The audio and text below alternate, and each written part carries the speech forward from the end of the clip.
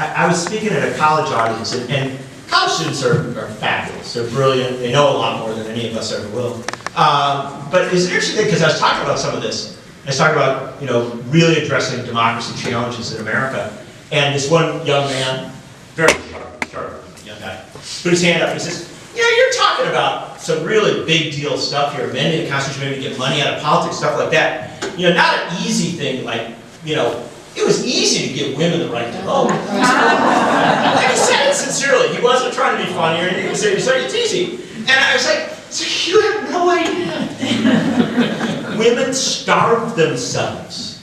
Women literally engaged in hunger strikes and were force-fed. Women chained themselves to the gates of the White House and were arrested and jailed. There was actual violence to get women the right to vote. But in 1920, lo and behold, we did it. And think about this, think what we're talking about here. African Americans, we extend the franchise. 1920, we extend the franchise to women. It's incredible. Big things happen here. Now this is where it gets really interesting. Not long after we extended the franchise to women, someone came up with the novel notion, this was not done constitutionally, but structurally, that maybe Native Americans, the people who actually own the place, should be given voting rights as well. And they were. Native Americans, and they did not structurally get voting rights in most of the country until the 20th century. And then we started to knock down barriers slowly but surely, to Latinos voting in the Southwest. And the barriers to Latinos voting in the Southwest were every bit as brutal as what you saw in the traditional Confederate South to African Americans, to Asian Americans in Western cities and parts of the country where many had been for a century and were finally being given voting rights. And then here's where it got very interesting, because we think that a lot of this is ancient history. I don't know, does anybody in this room, now I know you're a young audience, so you're not going to fully get into this, but does anybody in this room remember 1963? Sure, I was married that year. Yeah, there you go, that's right. Well, it's been good ever since, hasn't it? 50 years. All right, yes. But I think you should be here with your wife then. So, in 1963, remember when we all had to be standing and sitting down? It was in 1963, 1964, that we amended the Constitution of the United States to eliminate the poll tax, to remove the wealth barrier to voting. In your lifetime, we removed the wealth barrier to voting. Remember when you were sitting down there? You're thinking, whoa, that's not that long ago. And do you know what the interesting thing is? We lose elements of history. We just recently marked the 50th anniversary of John Kennedy's assassination. Do you know what John Kennedy was doing in the last months before his assassination? Do you know why he went to Texas?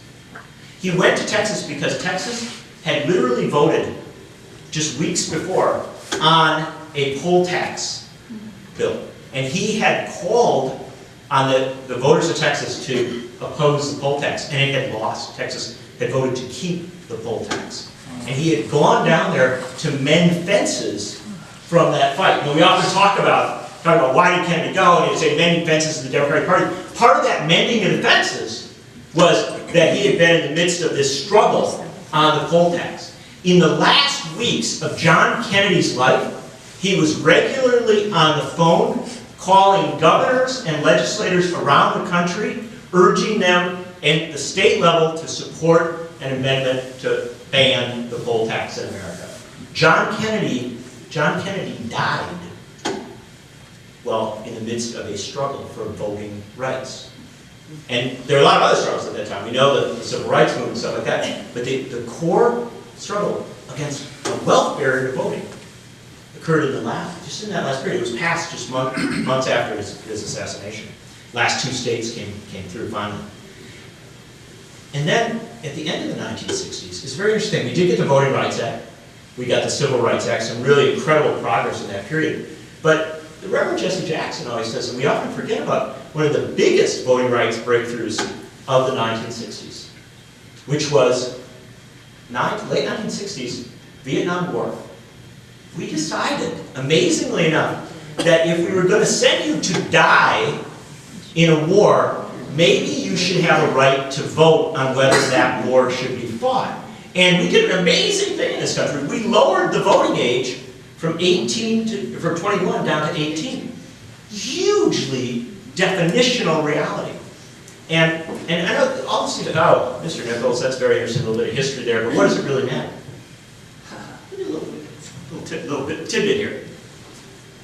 Let's forget about all the other stuff. Let's forget about African Americans. Let's forget about Latinos and Asian Americans and women and people with property. Let's just talk about the last of that. Let's just talk about the 18 to 21-year-olds. Let's just talk about young people, okay?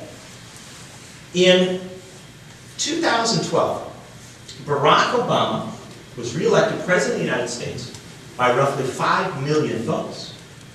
Interestingly enough, he got 51% of the vote, and his opponent, Mitt Romney, got 47%. An ironic number. But here's the interesting thing.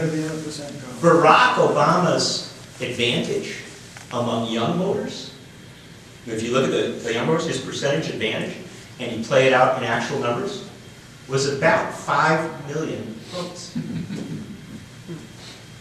These issues matter. This creates a reality. If only men voted, Mitt Romney would be President of the United States today. Absolutely no question, the gender gap is real. If African Americans couldn't vote, Mitt Romney would be the President of the United States today. The racial divides are real.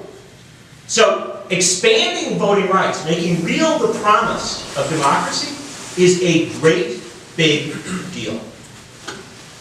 And I'll close off my remarks just with this component of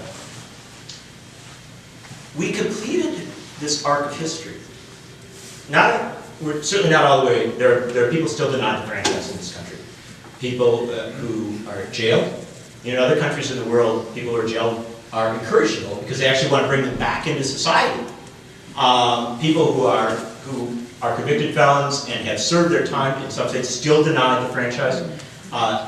In some cases, an overly strict restriction on people with mental health challenges and disabilities, and we have not fully realized the franchise in this country, but we're pretty close. We got pretty close structurally, and very honorable journey. Right around the time that arc was completed, around 1970, 1971, an interesting thing happened.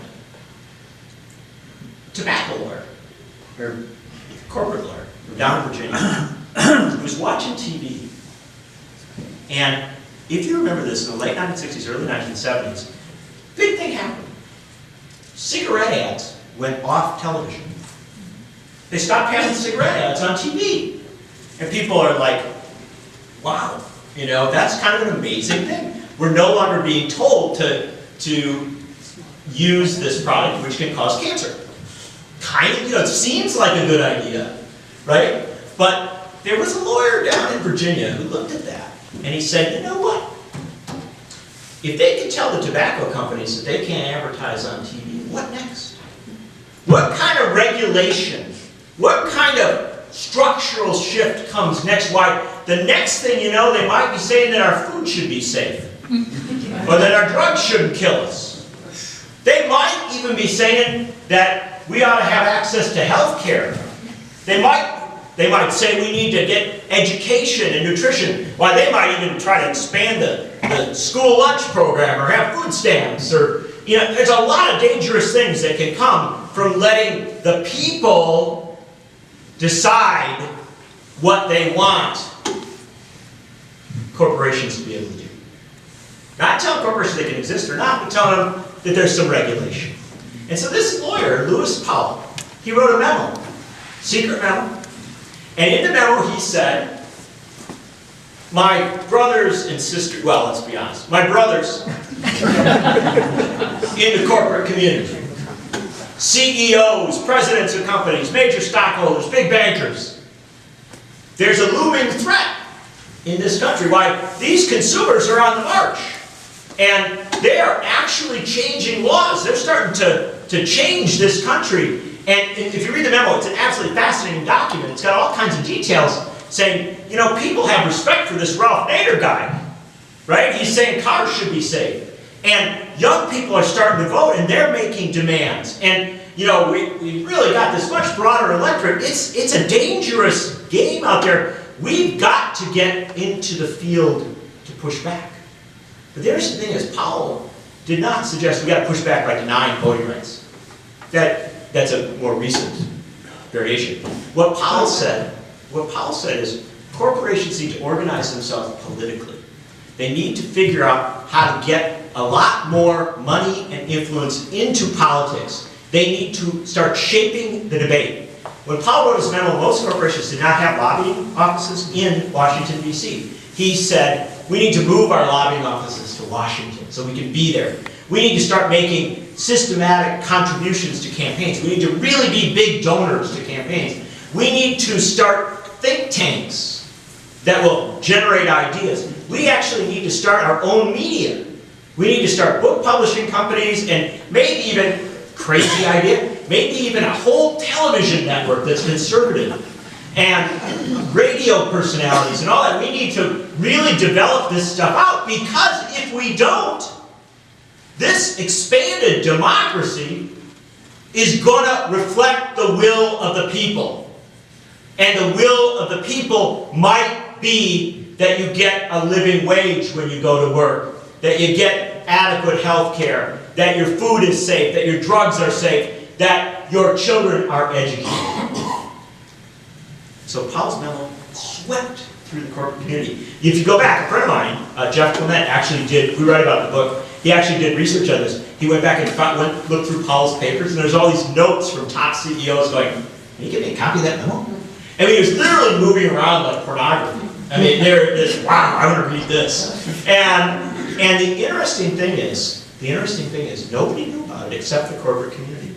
Swept through. But what happened? He wrote it in the early 70s. What happened? Heritage Foundation, 1973. ALEC, 1973, American Legislative Exchange Council. The development of many of our right-wing media groupings in the mid to late 1970s. You can literally see the movement of corporate lobbying shops from New York and Chicago and other places to Washington. The massive explosion in campaign money coming in from corporations. They read the memo, they took it seriously, but here's the really interesting part. Richard Nixon had, by most reports, asked Lewis Powell a couple times if he wanted to be on the Supreme Court. Powell was an attractive figure. He was a Southerner who had a lot of ties to Democrats. But he wasn't really, he had not been a big segregationist or something like that. And so he started this perfect balance of a Southerner, which Nixon wanted, who had not the worst credentials. Nixon had a terrible time finding a Southerner he could put on the Supreme Court. He nominated a couple guys then and had them knocked out. And so he got on. Powell's like, I'm not going to do that. The Supreme Court's for jokers, man. You can't make good money on the Supreme Court. And so he had said no several times. But within a couple months after he wrote the memo, Nixon asked him again, and Powell accepted. And he joined the United States Supreme Court. When he was confirmed for the Supreme Court in the United States Senate, only one senator voted against him. Fred Harris, the populist from down in who actually ran for president and did relatively well in New Hampshire.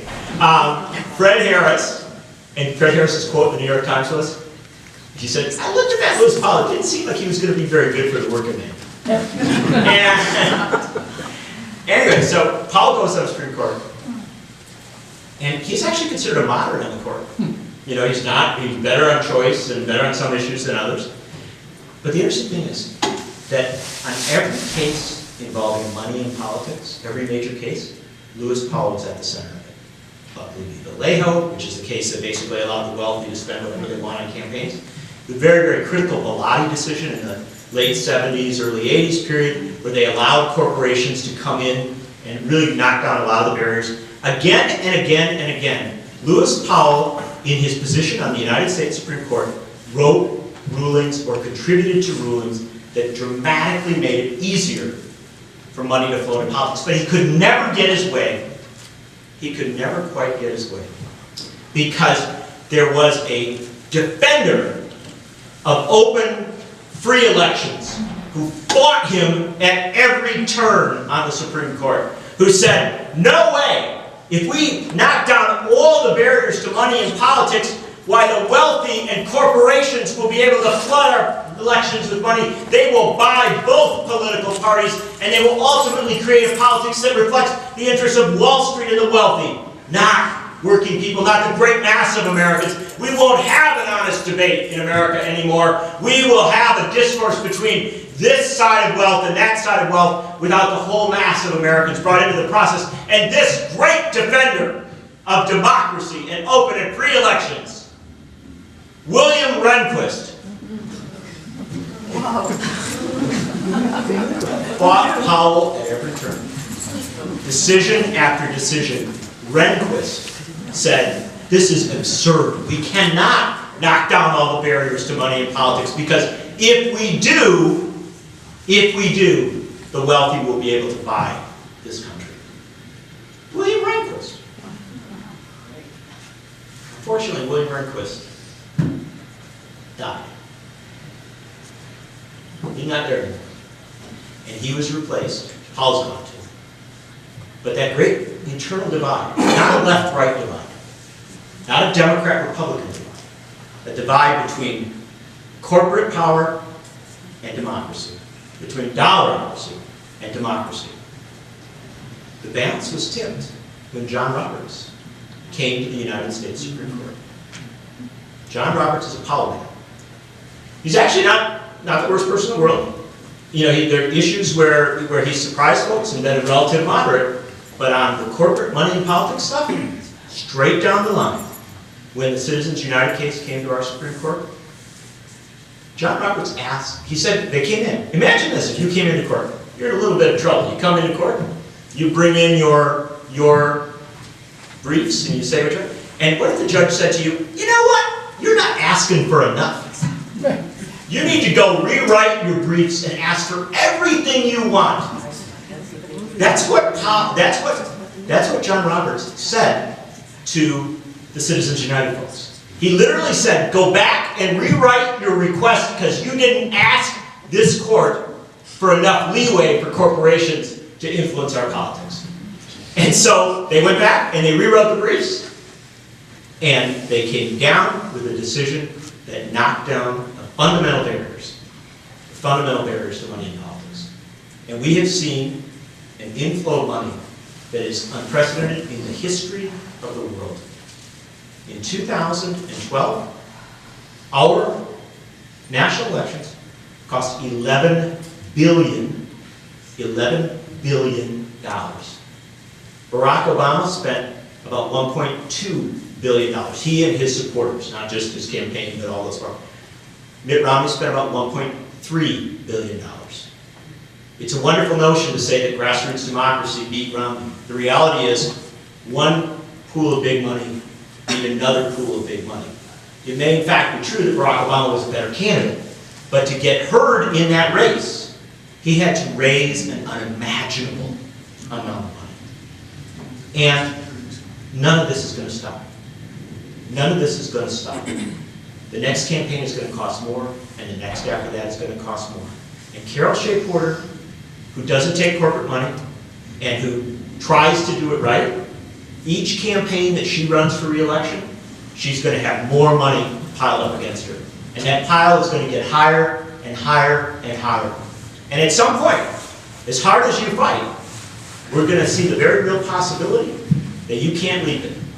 Now, you got all these people in this room in this great New Hampshire democracy, so maybe you're going to be the one that does it. But Russ Feingold didn't make it. Russ Feingold didn't make it over that, didn't leave that. And we've seen a lot of our very best people in politics unable to leave that boundary. Because when you put enough money into politics, it doesn't create a reality. This is the most important thing to understand. Money in politics doesn't shift voters. This is such a vital thing to recognize. Money in politics buys TV ads. TV ads don't tell people to vote. I invite you to go back and look at all the ads from 2012. Well, you couldn't. There were hundreds of thousands of them. But if you were to look at just a sampling of them, do you know what would be the constant in them? They are almost all negative. Almost all TV ads tell you not to vote. Almost all TV ads say that the person that they're talking about is so unbelievably evil, so horrible, that even though you are a pro-choice, feminist, supporter of marriage equality and labor rights and justice, you shouldn't vote for the Democrat because the Democrat is such an evil, vile person that, and I'm telling you, there's going to be an ad, I bet there'll be an ad this year saying that Carol Shea-Porter is trying to get rid of Medicare, Medicaid, and Social Security. Right now. There you go. I didn't even know it. There you go. Right? Big mail. There you go. And so, because that's, the game will be, this is not, these ads, this money is not to get people to switch from Carol Shea-Porter to her opponent. That's not what it's about. It's about to get the people who like her not to vote. And the fact is, Democrats do it too. They will put negative ads on, trying to convince people who might vote for a Republican not to vote. And those ads work. Presidential election in 2012, $12 billion, $11 billion, most money ever spent in an election anywhere, right? Presidential and congressional elections, state elections in 2012 in America. And you know what? Our turnout, barely 50%, a little over 50%. Back in there, you meet two people on the street, there's a good chance one of them didn't vote. These ads work. They are incredibly successful. We are actually driving people out of the political process. And it isn't that way in other countries. Germany, they just had a national election. It was the most boring election in history. 72% of the people voted. Norway, 80% of the people voted. Brussels, in Belgium, they get up to 90% of the people voting. There are incredibly poor countries struggling with development issues that get dramatically higher voter turnout than the United States. Bottom line, Lewis Powell was right. I know we have voter ID laws, I know we have voter suppression issues, all these things very real, but the number one voter suppression in America is the massive inflow of money to our politics, and that massive inflow of money to our politics creates a dynamic that drives people away from the process, that makes it a spectator sport, and that brings us full circle to that circumstance at the founding of the Republic, when a handful of people would gather in a room and everybody else would look in and watch. That's the reality. That's what we're headed for. Incredibly low turnout elections defined by incredibly wealthy people. And if we want to get mad about something, I think that's what we get mad about. Thank you.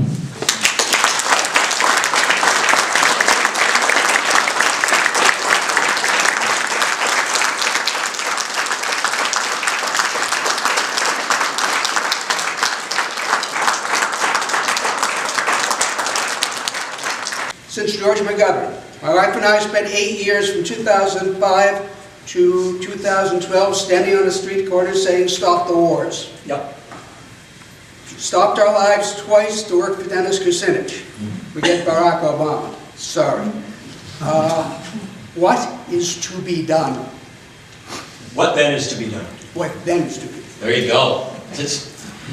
I should have saved you for later because it's a good conclusion, but we can do it quick hit right now. We'll take some more of these great questions. Look, what is to be done? I'm going to be very, very blunt with you. We must amend the Constitution of the United States to say money is not speech, corporations are not people, and citizens have a right to form electoral processes in which the vote matters more than the dollar. It is the simple reality. We have to do it. And we can't lie to ourselves. Carol Shea-Porter, and this is not, I'm not here, if your opponent was here, I would find nice things to say about your opponent as well. But Carol Shea-Porter is a sponsor, as she says, of every single proposal in Congress for a constitutional amendment to overturn Citizens United. So we need more people. Now, I just want to say one thing. I realized that somebody coming to Portsmouth, New Hampshire on a Sunday afternoon to say, let's amend the Constitution.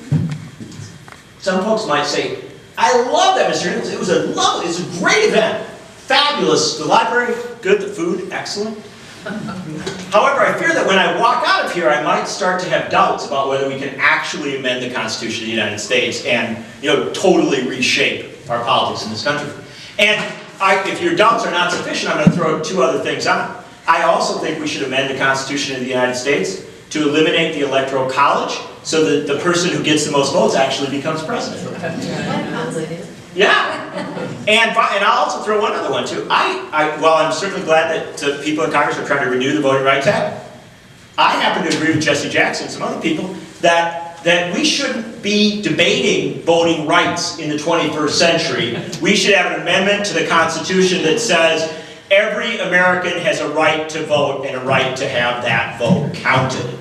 So, I'm for a whole bunch of amendments. Now you're like, oh my gosh, come on, that can never happen. Never, ever in the history of the Republic has the Constitution been amended. It was written in stone and handed down to Michelle Bachmann, and it has never shifted. It's locked in. We have never, ever amended it except maybe 27 times. And you say, but yeah, but it never happened. You never had like 3 at the same time. Never, ever happened that you had 3 at the same time. Well, in 1910, if a little girl ran down the front steps of her house, she probably wasn't going to school. She was probably going to work if she was 6, 7 years old. And in this part of the country, she's probably going to work in a mill. And she might well have been a bobbin girl. Bobbin girls would reach into the machinery and change the bobbins so that the machines could keep going. They were actually trained to do it while the machine, they didn't want to slow the process. Adults had such big fingers, it was inconvenient. Little kids could reach in and shift the bobbins easily. But sometimes the machine wouldn't stop right, or wouldn't slow down right, and the little girl's finger would be cut off, or her hand. And the little girl was sent home from the factory, and the owner of the factory was not held to account, because it was a Gilded Age. And in that Gilded Age, if you were the CEO of a corporation, if you owned the factory, you got to set the rules, you got to decide. And if a little child got harmed at the workplace, well, that was tough. That's just business, right? Well, you didn't want it to happen, but it happened. And you know, if that little girl grew up, she might have got a job in a clothing factory. And in the big cities, if you worked in a clothing factory, you worked up on the 10th or 11th floor. Sometimes you're very high up in the building.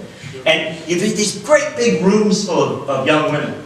You'd have Italians and Jews and Muslims and Germans and Irish, and all speaking their different languages. Chinese Americans learning to speak to people from other countries, African Americans who had come north to get out of the segregated South, all working together in this room, women 18, 19, 20 years old, and were full of dreams, full of hope, ready to work as hard as they could. And when that room caught on fire, and they ran to the doors, they ran to the doors because they were willing to go down 11 floors to get to their safety. They found the doors nailed shut. Nailed shut because they didn't want women to steal a bathroom break during their 12, 14, 16-hour day. And so those women, those young, wonderful, beautiful women, decided whether they wanted to burn to death or jump to their death. And when the families of the Triangle Shirtwaist Fire workers came to gather the bodies, the cousins and the aunts and the uncles and the mothers and the fathers, they did take those bodies to the funeral homes in New York City. But they opened those funerals to the great mass of citizens, and they said, this must be an educational moment. This country must realize that these women who died could not vote to better their circumstance. That they're allowed to die on the streets of New York City, but not to be citizens of this country. And it was a reality also that even if they could have voted, they couldn't choose their U.S. Senate, because the U.S. Senate was appointed, not elected. And if they had elected, if they could possibly have chosen their Congress, they could not have affected the corporations and the great masses of power in this country, because we did not have a tax system set up to structurally address great wealth, great concentrations of wealth. That was the reality of that moment. 100 years ago, a little over 100 years ago. 10 years later, women had the right to vote. The Senate was elected, and we had established a tax system that allowed for progressive taxation. 3 constitutional amendments in a period of 7 years, fundamentally transformed this country. And I'm sorry, you can say all you want about Franklin Roosevelt, you can say all you want about individual great leaders, but the fact of the matter is, if we had not amended the Constitution 3 times in a short period between 1910 and 1920, all of the great social change of the 20th century would have been rendered impossible. And so the bottom line is, we can amend our Constitution. You ask what then is to be done? We have to go out and do that.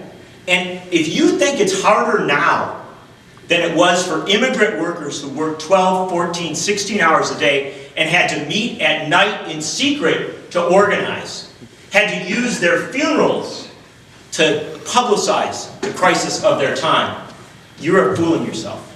We have the ability and we have the requirement to amend our Constitution. And I'm very honored to be in a room with a member of Congress who recognizes that. Promise the next, you got my conclusion at the start.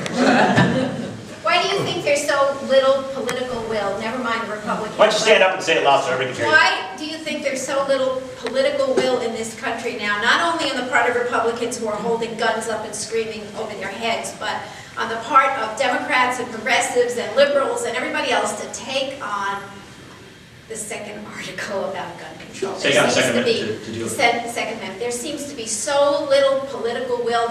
Everybody seems just saying, there's nothing we can do about the NRA. We have to live with this.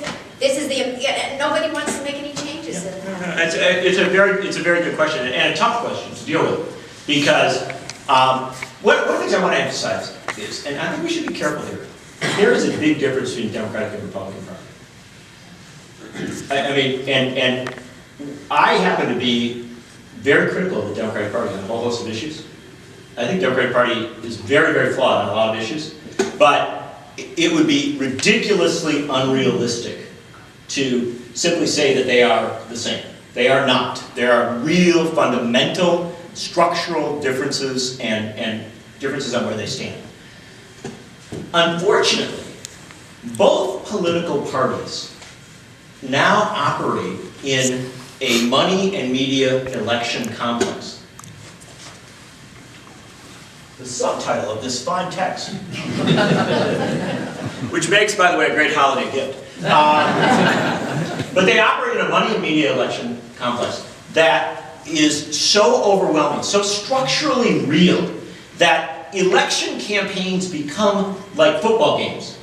They have starting time, they have rules, they have all this stuff going on. They are huge spectator sports. And I want to emphasize to you, if you screw up a football game, the wrath that you will feel, right? If you walk onto the field and mess something up, right? You don't, right? It's supposed to follow the rules, and the coaches and everybody does what they're supposed to do.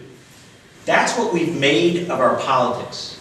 This country was founded to have a freelance, freewheeling politics where people went where they wanted to go, and also where the will of the people had huge influence on the process. Now, the answer to your question is, there are people who absolutely believe you are correct, who absolutely believe that something must be done, and yet will say in the next breath, but we're not going to do it. And they will say we are not going to do it because we're in this game, right? We're on the field, and we cannot change this play. We cannot do something different, because if we do, we might screw up the flow of money, how we deal with all these other things, and so we just can't do it. And so imagine, you're talking about guns. Okay, that's a fair issue. What about food stamps for poor kids? If you can imagine this, last summer the Congress of the United States was seriously discussing whether we might have to go to war in Syria, which, by the way, would have been one of the biggest wampum wars. You think Iraq was a mess? Right? We're talking about something, we're talking an intervention, even if it's not troops on the ground, costing tens of billions of dollars by any realistic sense, right? And at the same time, the same weeks they're going, and by the way, we have got to cut this food stamp budget. You understand what I'm saying? We have created a reality where rational decisions are taken off the table, and very small numbers of people with huge amounts of money can shut down a discourse about an issue. And that's exactly what happened after Newtown, right? The whole country's like, oh my gosh, they're killing children. We have to do something about this. And what happened, right? Do you notice that the NRA was very quiet, stood back for weeks, didn't say a lot, kind of let the passions go, but carefully, slowly made the structural moves within the game to prevail. And what happened? They have prevailed. And it's not just there. I mean, people get all excited about the NRA. The fact of the matter is the NRA is a minor factor compared to so many other groups. There are other groups. The weird thing about the NRA is they're actually quite public. There are other groups that are much more secretive about it and much more successful. You know, honestly, is there really an outcry in this country for privatization of public education? I mean, serious. I mean, I go all over this country, right? And I go to all kinds of centers. People are like, yeah, we should take money away from schools and, like try these experiments. So much of what we do in our politics is manufactured. And it's manufactured by people who have figured out that they can direct their money in the right way, carefully force it in at the right time, carefully timed, like a play in a football game, and they can win. And we are left on fundamental issues in our lives as spectators. And this is why I argue that while it's very important to be involved in the day-to-day issues that you care about, fundamental, I don't tell anybody not to keep their first issue. Your second issue must be structural reform. Right? You have to be involved in amendments and in big structural reforms, because if you're not, you will never get your first issue. It is as simple as that. And it is becoming more real all the time. And the last part I'll give you on this, which is the most painful of all. As money has flowed into our politics, journalism has flowed out. And this is an important thing to understand about your question and about all these questions. When there's less journalism, and remember, newspapers have laid off literally tens of thousands of employees in the last 10 years. Radio stations have laid off tens of thousands of on-air personalities in the last 20 years. Television stations now actually are cutting into their evening newscast to make more room for campaign ads. We are creating a situation in this country where we have a lot of communications, blogs and things like that, but it tends to be comment. TV, our cable stations tend to be comment as opposed to reporting. And our local coverage tends increasingly to be very squeezed, very narrow. We've created a void, and that void is filled by that flood of campaign money. So people get their information about politics from ads, not from journalism. The misinformation. Well, misinformation. Do you know what Norway says? You know why Norway bans political ads during campaigns? Norway. They ban them. They ban the ads. You know why? Because they say, well, that's absurd. Political ads are propaganda, right? They're trying to convince somebody to do something. If you allowed those to be run during a campaign, well, that would be a dereliction of duty by the broadcast outlets in the country. You can't do that. No. Your broadcast outlets should be airing debates and thorough reviews of the issues and a good examination of what's going on and the candidates and the parties, not a bunch of propagandistic ads. And you know what the funny thing about it is? In Norway, they get an 80% turnout. Right. Yes? Interview with Bernie Sanders this week, I'll say that if Bernie Sanders does decide to run as a Democrat in the Democratic primary, that I'll re-register as a Democrat. But I noticed this guy's wearing a peace sign. Yeah, right. Yeah. I'm a radical. I come from the radical wing. I go farther than you on changing the Constitution. I think that the Constitution was, a counter-revolution against Shays' rebellion. My friend Borbadal would agree with you. Yeah, sure. But in your conversation with Bernie Sanders, you talked a lot about movement building. And I've been an activist for almost 50 years. And we've been talking about movement building, talking about it for 50 years. And my question is, why isn't there a movement? Why isn't there leadership coming from progressive, the establishment, progressive, why don't we have precinct captains, progressive precinct captains in every neighborhood, which would counteract the effect of money and advertising?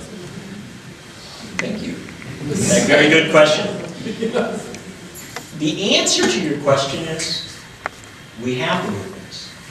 They're there.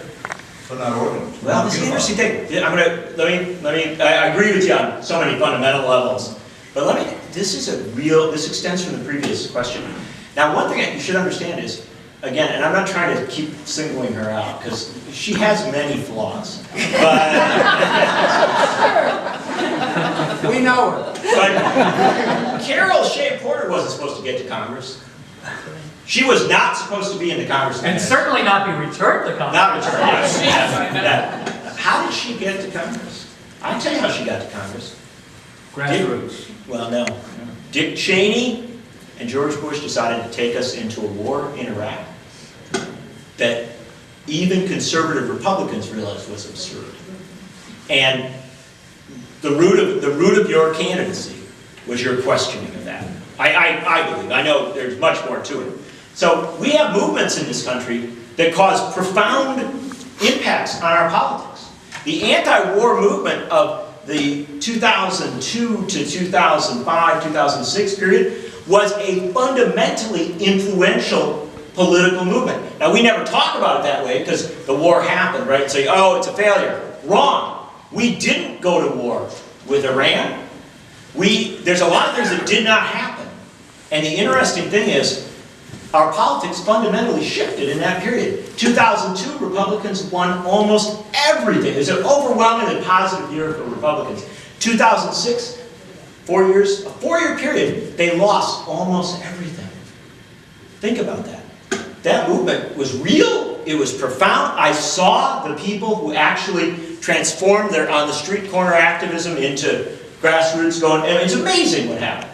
And so we should not fail to recognize that movements come into reality in our time. The problem is that they tend to be anecdotal. They tend to be about an event or an incident or a problem, and they do not link up and become permanent. And so I think your real question is, how do we make something that is permanent?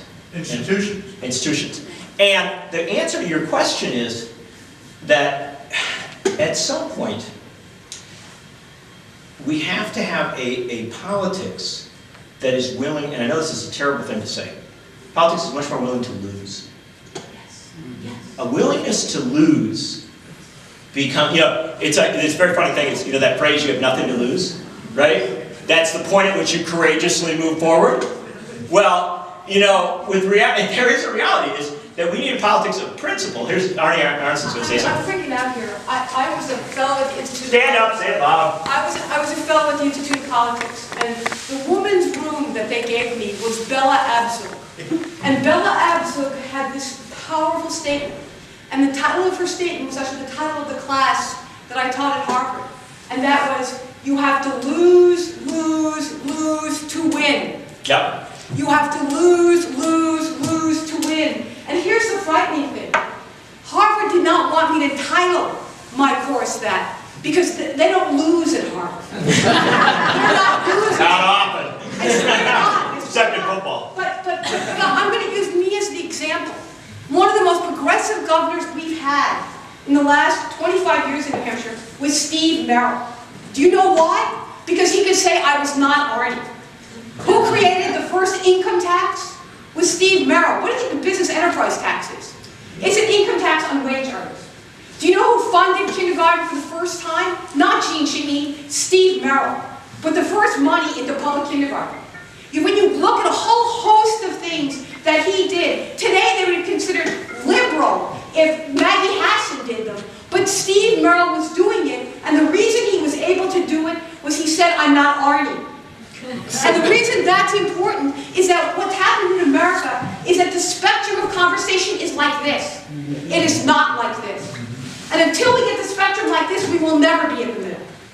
Most people in New Hampshire think like me, but they don't even know it. Because our conversation happens over here. And so the choice is over here.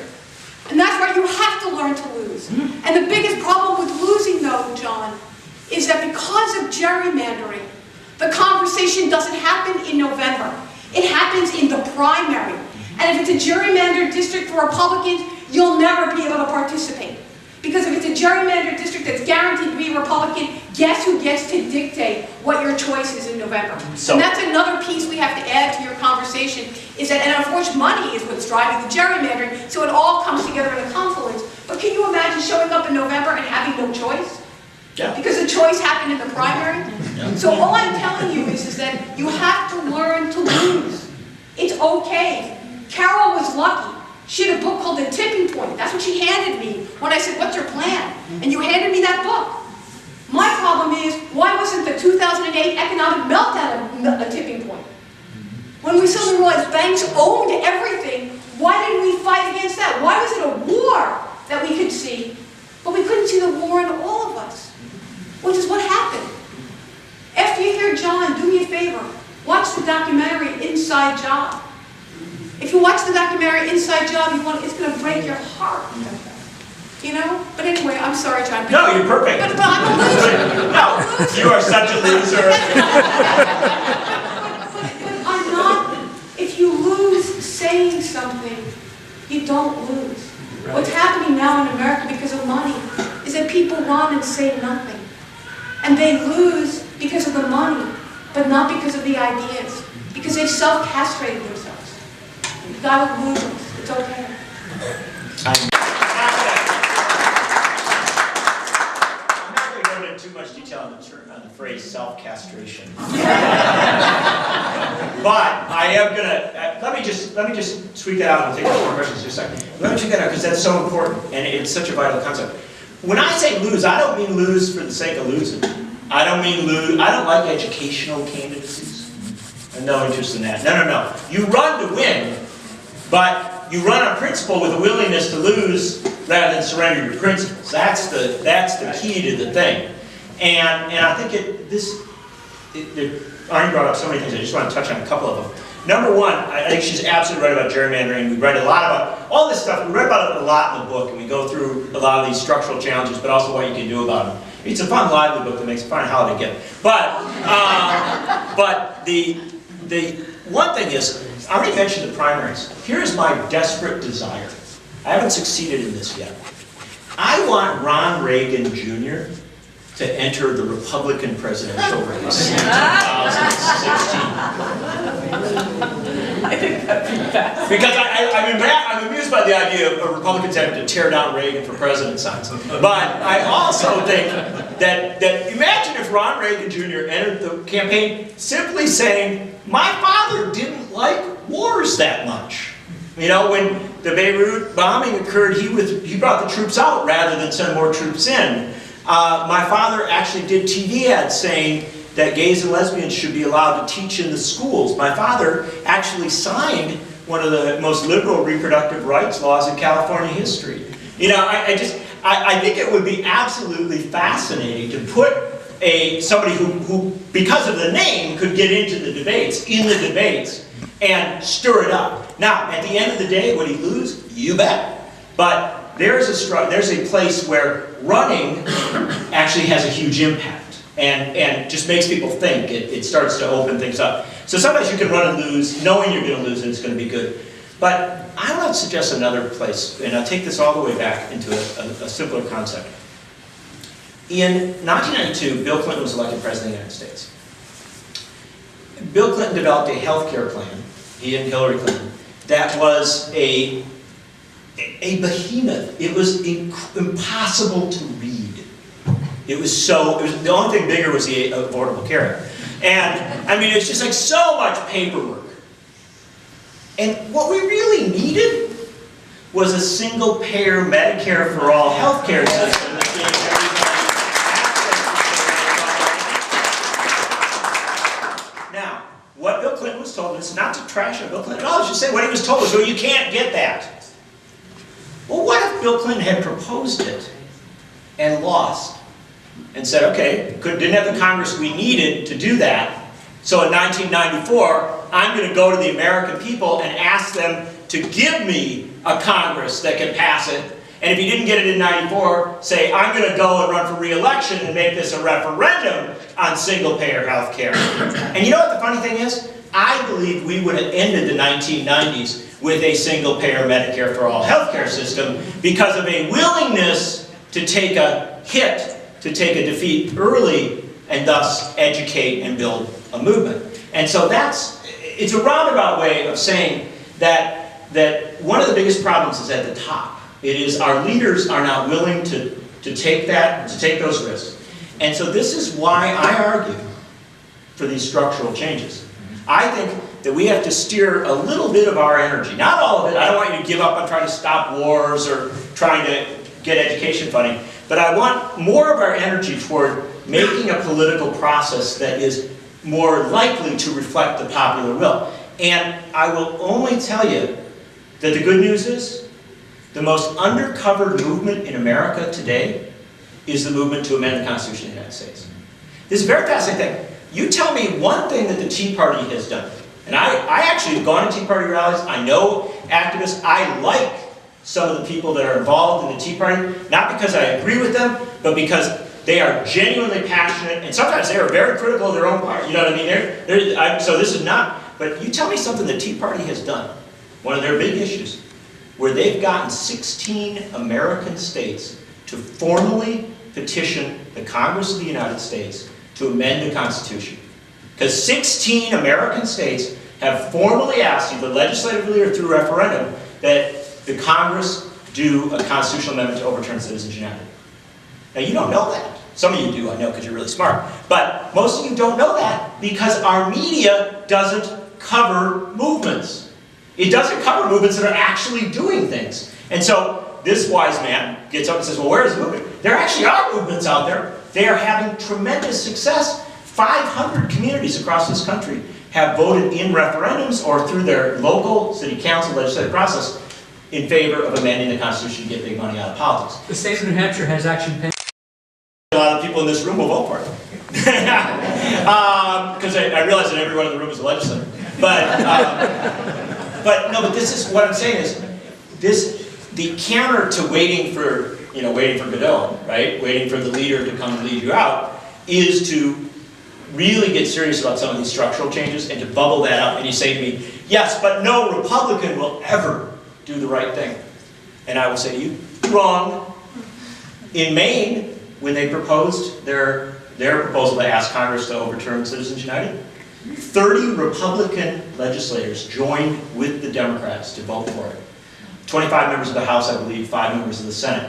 And recently, Shea-Porter is on all those bills in Congress, some of which now have as many, they're literally, there's 100 members of Congress. This is not a small grouping, it is a growing grouping of members that are sponsors. Shea-Porter now, I don't want to tell you this because it may turn some of you more partisan folks against her, but she is in alliance with Republicans. Walter Jones, yes indeed. Walter Jones, the very conservative Republican from down in the Carolinas, recently signed on as a co-sponsor of a proposal for a constitutional amendment to get money out of politics. Yes. So this is a movement and it's real, and we ought to put a hell of a lot of energy into this as well as all the other things. There's a congressman's going to ask a question. To that you're absolutely right. There is a movement in Congress, and Republicans who are not blessed by the Koch brothers hate this as much as we do. And we actually have a lot of conversations about this. But before we just say, well, there's nothing that we can do, we have to, just accept it, I just want to point out that when the Tea Party came to prominence in 2009, 2010, it's not pointing my finger at anybody, but I want you all to know they were there and most Democrats were not. When they surrounded the Capitol, the day that we voted for health care, they were there. They were there in a mob that I hope I never see again. But I didn't see Democrats there. And so you need to know that the change has to come from us. Okay, there's nobody who's going to rescue us. I can't rescue us. We have to do this collectively. And that means that, yeah, it's more than inconvenient, it's exhausting. Every time I go to an event, I apologize for what I'm about to tell people, which is you need to work harder. But it is a fact that we need to work harder. So we have wonderful people like John who just go out there and prompt us. You talk about Medicare. There's exactly 2 people on a Medicare bill to allow people to buy in right now, unless somebody's added their name. Alan Grayson and I. So, and yet that's exactly, if you ask the average American how they would do it. Exactly. Most would say, yeah, I would like the option of signing up for it if I wanted. I begged leadership to do it that way. I said it would be a bloodless revolution. You mean I can have what my mother has? My mother's not a socialist. Yeah, I'll sign up for that. But you know, we went in a more convoluted way, and we still need to work it. So as we look out, I ask people to look in as well, and say to yourselves, when was the last time I wrote a letter?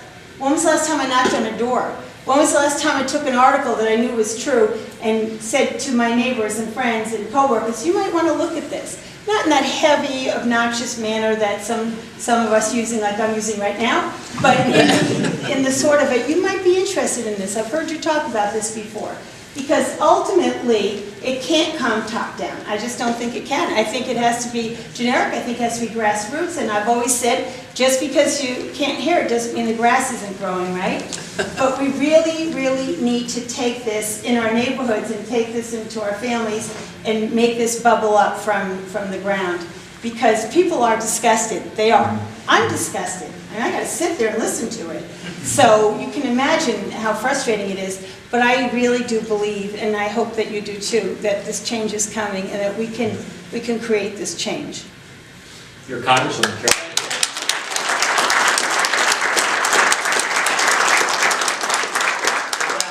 A couple more questions. Just like, let me just say one thing coming off what she said that is very, very important, or at least I hope it's important. You know, it's funny when you have a speaker who says what I'm going to say is very, very important. It would be as if everything else was irrelevant. But I do think this is a vital thing to take away from our discussion today. The great mass of citizens in this country are incredibly dissatisfied with our circumstance. Some of them have chosen conservative vehicles to respond to it. Some of them have chosen liberal vehicles to respond to it. Unfortunately, a huge portion have chosen no vehicle. They have literally chosen to stand down and to step away from the process. I think that progressives spend too little time talking to those who have chosen to stand down. And part of the money and media election complex tells you to do that. It says, don't worry about people that don't vote. It's too hard to get them to the polling place. Worry about the people who do vote. And the number one thing they tell you to do is figure out how to get your people to vote and the other side's people not to vote. Right? So run negative ads, do all that. The alternative, one of the key alternatives to this thing, is to go out and find the people who don't vote and figure out how to get them to vote. This is a huge deal. Do you know that if young people, here's an interesting, one quick factor, and then we'll take the next question. If young people had voted at the same rate in 2010 as they did in 2008, just 18 to 30-year-olds voted at the same rate in 2010 as they did in 2008, you would not have had the Republican wave of 2010. Literally, we would have had a fundamentally different politics in this country if young people had simply voted at the same rate. Now, do we blame young people for that? It's easy to, oh boy, shiftless, what, you know. Or do we recognize that a politics that's going to matter has to speak enough to them to get them to come vote? And to get them to come vote in non-presidential years. To my mind, that's much more exciting than figuring out the next negative political ad. In order to make smart decisions, people need accurate information about what's going on. That's where the demise of the media comes in. I'm a former 25-year laid-off reporter. Where'd you work? I spent 20 years as a stringer for the Globe with Ireland. So you did a lot of good journalism. I worked for the local paper. You did the real thing. Local weeklies, the whole thing. Many of which went bankrupt.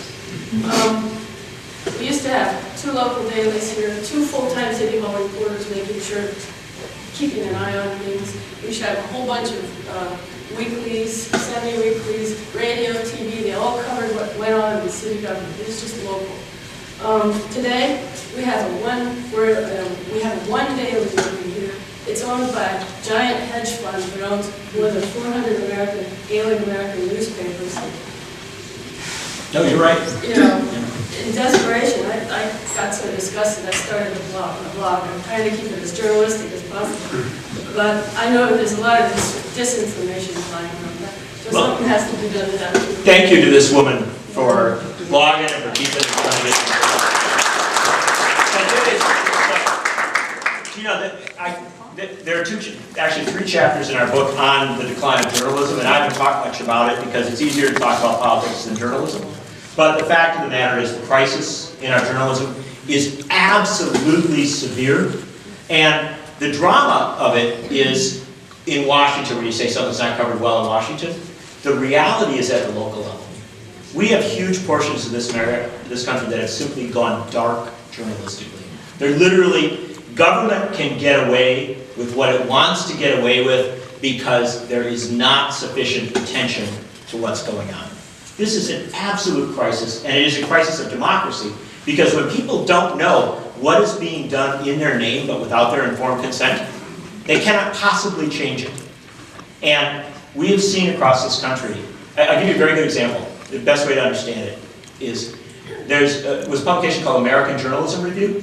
They used to do an annual survey of state house reporters, how many people were covering state houses. So you knew what was happening in state government. And it was constantly declining through the 2000s, going down, down, down. Very severe. And we used it as research data for our books and stuff like that. We always cited this study. And then, you know what happened? AJR went down. And as a result, they stopped doing the study. And so, if you can imagine it, the people who were studying the decline of journalism have now declined. And this is, it's so severe, because this gets to the heart of the matter as regards what we think of our friends and neighbors. I hear too often when I go before a progressive audience, people say very incredibly negative things about somebody down the street, or about the people in their community, or about other folks. And I think to myself, step back, pause for a second. Are you saying that they're really bad people?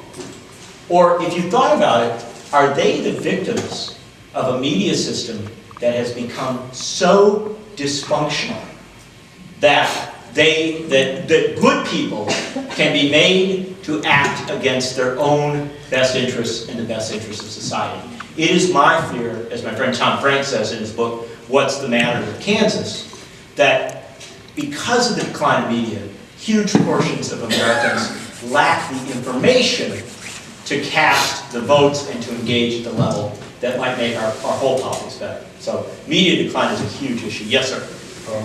Actually, I don't think that's... Stand up and say it loud. I don't think that's an accurate statement. I think what it's done is it's moved from political reporting to sports reporting. Yes, and do you know who the highest paid federal employee is? As last that I could see, it's a few years ago. What do you think it is? No, I don't. Football coach, U.S. Air Force Academy. And that's Perfect. true in almost every state in the United States, except in New Hampshire, it's the hockey coach.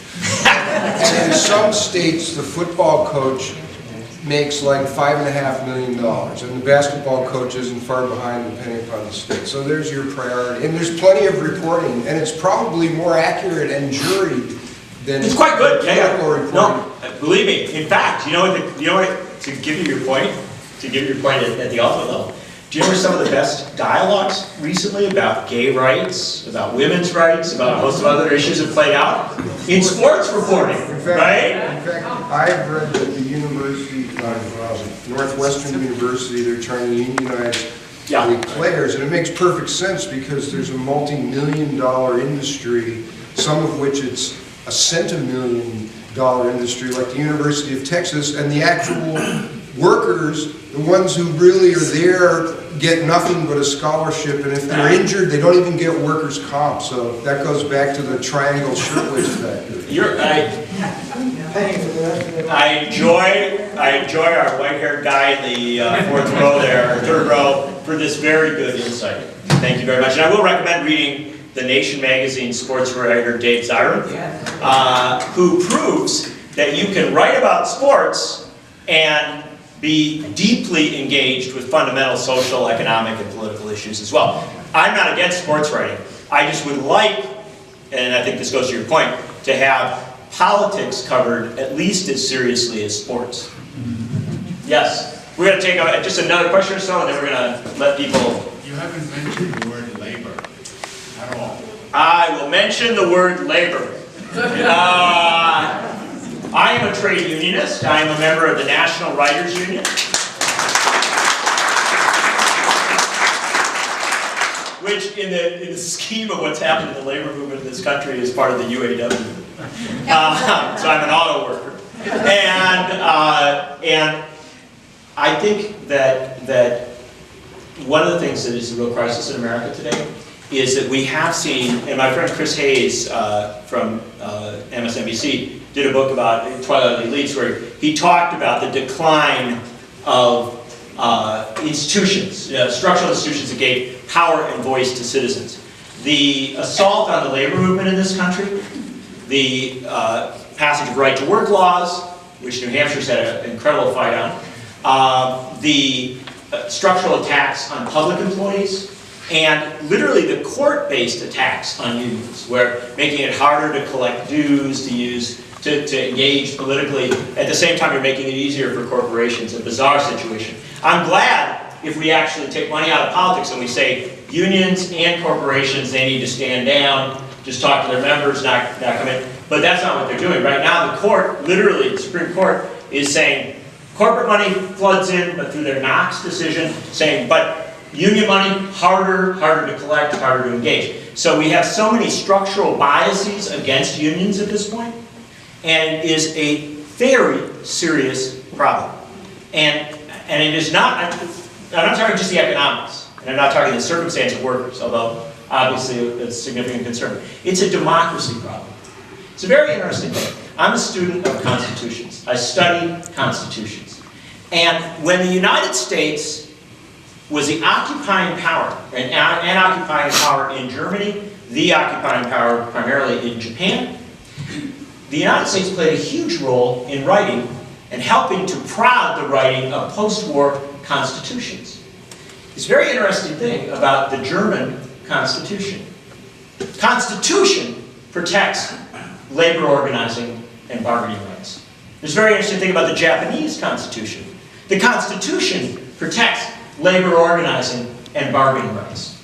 It's constitutionally guaranteed. Now you say to yourself, well, that Douglas MacArthur, he must have been some sort of great big trade union liberal. No, he wasn't. Douglas MacArthur was a conservative Republican. You say, well, of course, that great socialist Dwight Eisenhower must have been all committed to the, well, hold it, no, Eisenhower was a Republican as well. But you know what? They understood.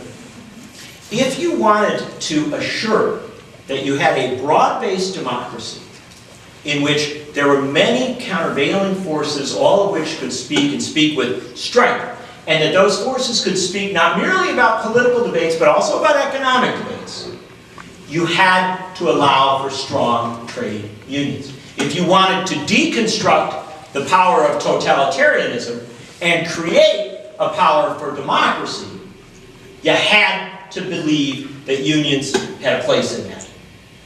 It is astounding to me that we currently have a discussion about democracy and voting and all these issues in America, and we seem, even some very progressive folks, seem not to recognize the vital role that unions play in that.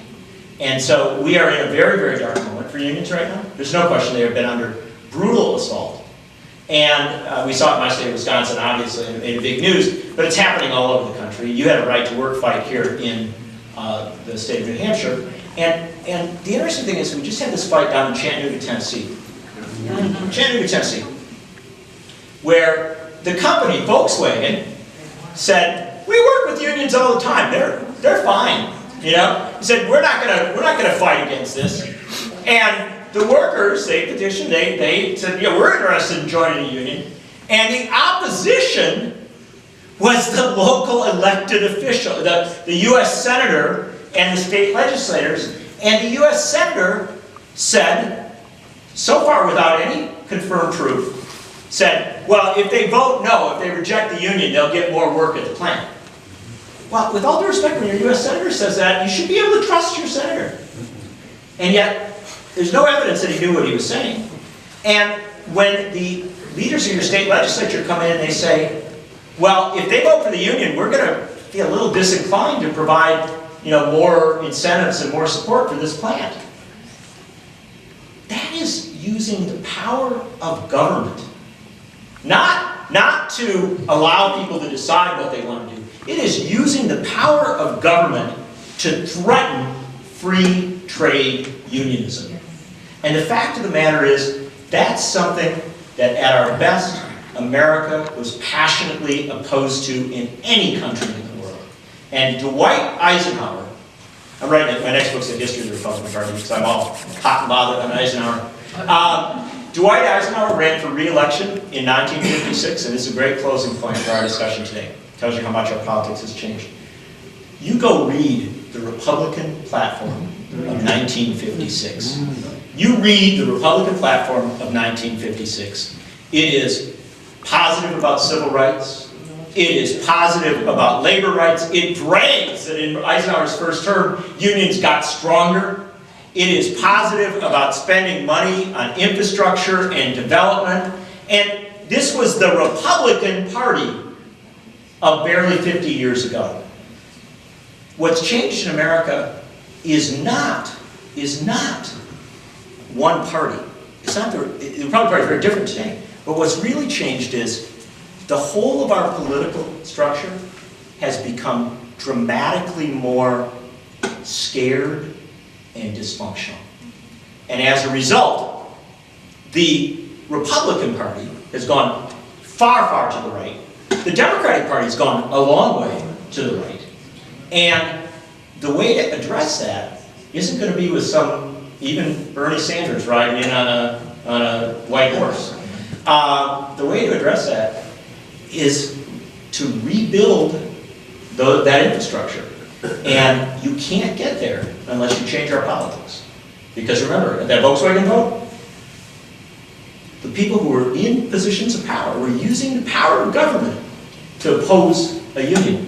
And so when I talk about constitutional amendments, when I talk about big fundamental changes, I talk about it because it's necessary. Not because it's an option. It is necessary to change the politics of this country, because if we don't change the politics of this country, we are never ever going to begin to renew unions and to create the space in which unions and other groupings can function. We may have new kinds of unions, and I'm very excited about the fast food worker organizing and things like that, but we really desperately need to change the politics of this country. We need to amend our Constitution. We need, at a fundamental level, to understand that the vote should always matter more than the dollar, and that this country was not founded to be a dollarocracy. It was founded to be a democracy. Thank you so much.